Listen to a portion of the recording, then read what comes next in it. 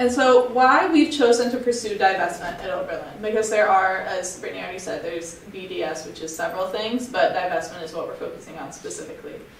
At Oberlin, there aren't so the companies we'll tell you about in a minute what we're focusing on, but a consumer boycott would be kind of difficult because there aren't very many of those products on our campus. One that is present, Hewlett-Packard, HP, is one of the companies, but we decided as an organization, our computer store sells both Apple and HP. And we figured that asking students, one, you don't buy computers that often. So it's not really a very present thing in many students' minds. And also that I personally know so many low-income students that cannot afford Apple and we're having to buy HP instead. And we figured that maybe there's a campaign that could actually challenge our entire campus and not just maybe pushing low-income students to buy more expensive computers. So that was a debate we had, but we've focused on divestment. Sanctions really isn't within our control, our organizations or our colleges. So we figured divestment for a few reasons. One, we could target specific companies that do actions that we find to be not okay. We're not just saying to ask our college to divest from all companies involved in Israel or have anything to do with Israel, because that'd be a little bit impossible. And so we're focused more on companies that do specific actions that we find that are illegal in terms of international law and that violate human rights. And it also example.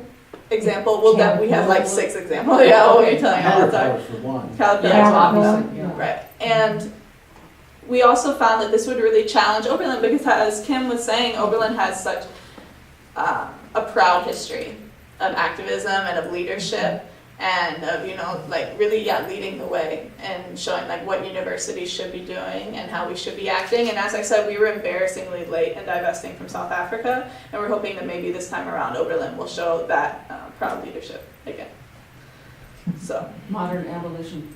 Something like that. So now we're going to get into the 6 companies, and we'll just give you a very brief overview, and if we can definitely talk more about them once we get going. So the first one is Veolia. Okay, so Veolia is a French company. It does mostly transportation and waste and water management. And the way that it is involved in Israel-Palestine is that it operates a bus line in the settlements in the West Bank that connects the illegal settlements to Jerusalem and is for Israeli citizens only. And then it also has a light rail project that it's developing right now that would be doing the same thing. And then the other thing that Veolia does is it operates landfill and wastewater facilities in the illegal settlements. So essentially what Veolia is mostly doing is just is maintaining the settlement structure through providing wastewater and transportation and all of that stuff for the settlements. Yeah, and it operates on a lot of confiscated Palestinian land. So this light rail project and the bus lines, those are all on Israeli-only roads, Israeli-only bus line, and then landfills are huge and have taken a lot of Palestinian land that could be used for other purposes or were used for other purposes and are now landfills in the West Bank. Is it spelled V-I-O-L-I-A? V-E-O. Yeah. V-E-O. Yeah, and also all of these companies are listed in our little book. Oh, okay. In our I resume. should take notes. Yeah. The second company that we're calling for is is SodaStream. I don't know if you guys have heard about SodaStream. It's this at-home soda maker. It converts tap water into carbonated water, and then you get flavor stuff to make soda at home, which is kind of cool and snazzy, and cuts a lot of plastic and aluminum waste. But SodaStream's main operating facility is at a industrial park, which is run on an illegal settlement in the West Bank. So it's complicit in settlements, and so the way that the settlements work for larger corporations is that the Israeli government is able to incentivize companies to move onto this confiscated land by giving them a lot of tax breaks and those kinds of things. So SodaStream as a company doesn't have to pay its taxes to any sort of Palestinian authority, even though it's running on Palestinian land. It pays all of its taxes to the Israeli government. And then another kind of awful thing that SodaStream does, so the kind of like unequal labor rights, Palestinians don't have very good labor and working conditions in the SodaStream factories that are in the West Bank. And then we also picked this as a company that's a really good example of greenwashing. So this advertising tactic that SodaStream uses is, selling itself as this environmental, like eco-friendly company that people, buy SodaStream to save the environment and not be buying all of these plastic bottles. But although, yes, that's eco-friendly, but SodaStream is being eco-friendly at the cost of, Palestinian rights and human rights and violating international law by working on an illegal settlement industrial park land. The next company is called Elbit Systems. It's a weapons manufacturer. They're one of the primary suppliers to the Israeli military, and they produce what's called the Hermes series of drones. These are most famously used in Operation Caslet, which is also known as the Gaza massacre, in which documented civilian casualties occurred, targeting of civilians with these drones, which are really what's so special about them is that they are able to detect I don't understand how this works at all, but they know who they're targeting. So it's basically that they're knowingly targeting civilians. And they also supply equipment that for the wall, for the construction of the wall and for surveillance on the wall. And they do the same work actually on the U.S.-Mexico border. So it's similar issues. The next company is Group 4 Secure Corps. I'm not exactly sure, but it's most commonly known as G4S. And this company provides equipment and staff for checkpoints at the separation wall, which is built illegally, off of the partition line that's supposed to be built on. It also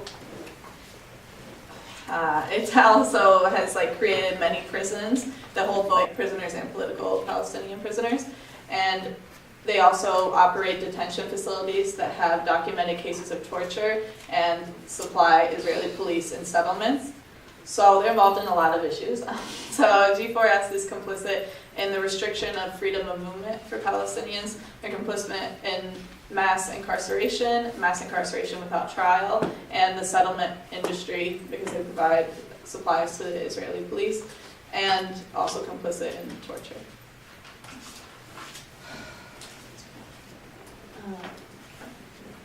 And then Caterpillar, which I think some of you guys have heard of.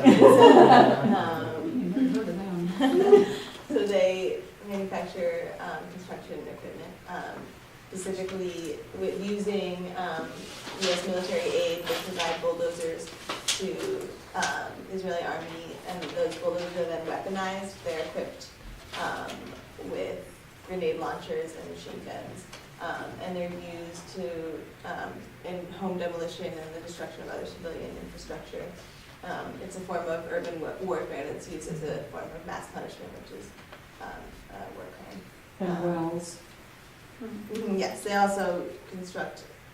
They're using the construction of the wall in the construction of illegal settlements. Are they the only earth movers over there? No. No. But as Jan said, we sort of selected companies that we thought were representative of different elements of. No, I know. Yeah, and they've been complicit in war crimes in the West Bank, in Gaza, and in South Lebanon. All right, and I think the final company, we've covered everything, is HP Hewlett-Packard, which I already mentioned. So before I knew about their involvement in Israel and in Palestine, I knew them as, they produce computers. I didn't really know they did anything else, so I was surprised to learn this about them. They produce a system like a biometric ID system that is used at checkpoints, illegal checkpoints in the West Bank to control movement and to keep Palestinians from moving throughout the West Bank. So the West Bank is not very big. I don't have like the data exactly on how large it is, but the area itself is incredibly small, and then the West Bank is just one section of it. And there are hundreds of checkpoints throughout the West Bank.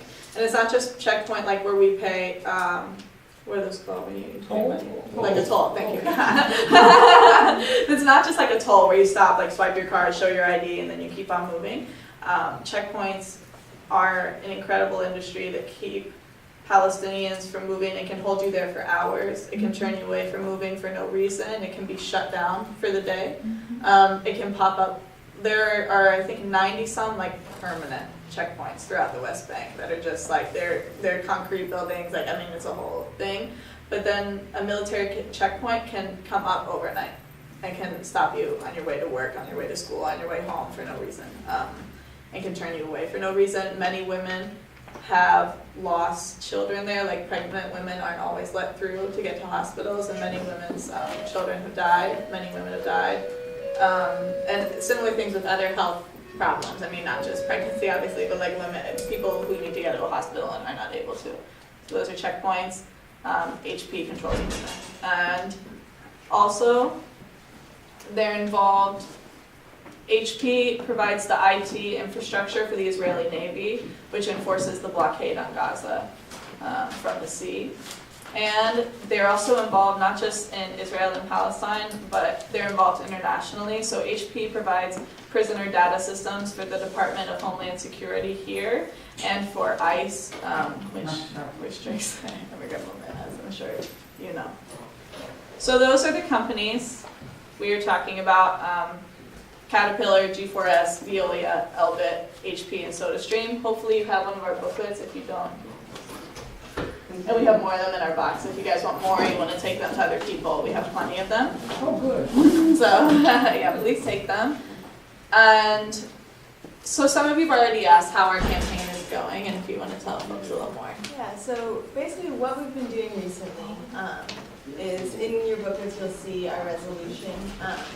We've made the resolution public, and we've been collecting signatures from students and community members, alumni, basically saying that they support a resolution, which is we're then planning to deliver to our student senate. So how it's going. Organizing in Oberlin is complicated because there's so much going on all the time, and we're basically on this semesterly schedule, which is like this arbitrary schedule that like we all believe is how time actually works. But and so we have until the end of this semester, we've set the goal of passing the resolution through student senate, so that next year we can take that vote to hopefully the board and the investment committee.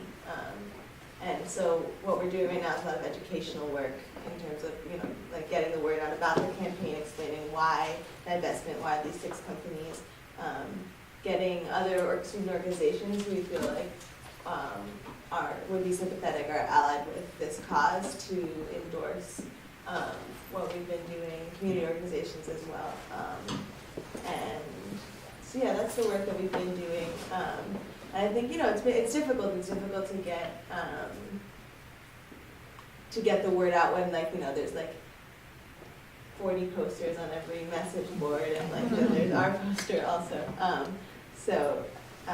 You know, we're working on trying to be creative about how we do that educational work. Could I add that you had 70 people at your presentation like this 2 weeks ago, which to me on Thursday night was amazing. On busy student body with exams coming. So you guys did get some people to come. Yeah, we had, because we launched our campaign that Monday, and then that Thursday we had our teach-in, which was great to have people from outside of Oberlin coming too. And it's been going well, yeah. Backlash at Oberlin, someone earlier was asking about backlash. Oberlin is tricky because they're, you know, it's such a like liberal campus, also a very large Jewish population at Oberlin, which doesn't mean anything in terms of people's political affiliation, but they're, a lot of people don't really want to talk about it. So people will like avoid the conversation because they like have very liberal politics, but may have grown up in a certain type of community and aren't really sure how they feel. Backlash we've received is primarily anonymous. It will be either just like if we have stickers up or posters up, people will like write something on it about how they disagree, or there have been this new series of posters saying they're anonymous and they're posters that are like larger than this, and they say divest from like whatever country. They'll say either it's Saudi Arabia, Turkey, England, China, and India, and they'll say divest from that country.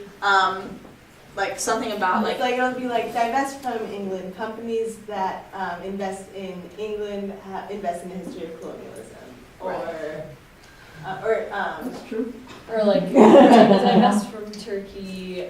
investing in Turkish companies is investing in the oppression of Kurds.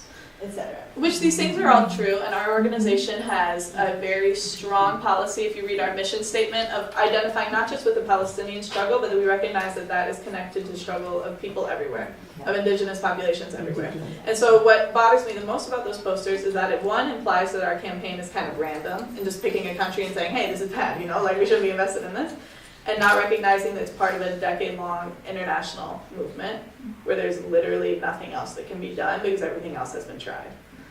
And it also implies that we aren't connected to and don't feel related to other struggles. Like ideally our organization would say, yeah, we shouldn't be invested in human rights anywhere. We shouldn't be invested in bad things like anywhere, or like domination anywhere, and then Oberlin would have no money, unfortunately, you know, because like that's what the world is. But at this festival, like thoughts. But yeah, that's our campaign. But we kind of pushed through our presentation because we would rather talk to you all about what you think and what your questions are. We have more of our booklets if y'all want to pass them back. I think some people just handed them back. But yeah, thank you. I've got a question. When Central America and South America was having its problems with our corporations going in there, nuns would buy one share of stock in that company and then go to the stockholders meeting and raise these issues. Have you thought about using a multi-pronged approach? Yeah. Doing that? Because you can't assume that someone who owns stock knows what the company is doing. I think the main reason why this particular tactic was so obvious and compelling to us is because it is, you know, part of the BDS movement, which is a direct call to action from Palestinians, which is, you know, the people that we're in solidarity with. So, you know, respecting their demands and what they're calling for is really the main reason why we've chosen to be part of the larger BDS movement as opposed to a different sort of tactic like that. And I think that we positioned ourselves of what was most appropriate for us as a student organization to do. Like our organization, you know, like buying stock and doing stuff. Like I think that's a good tactic. People should do it. People should be doing anything at all, you know, like whatever they're able to do. But we figured other colleges have done this, or other colleges have attempted it. Hampshire College is the only college that has successfully changed its like investment policy. Other colleges, a lot of the UCs like Irvine, Berkeley just passed something through their student senate, and they'll say, yeah, the student body endorses it, but then they'll hit a stumbling block somewhere with the board of trustees. But so we're kind of figured this was the best thing that our organization could do.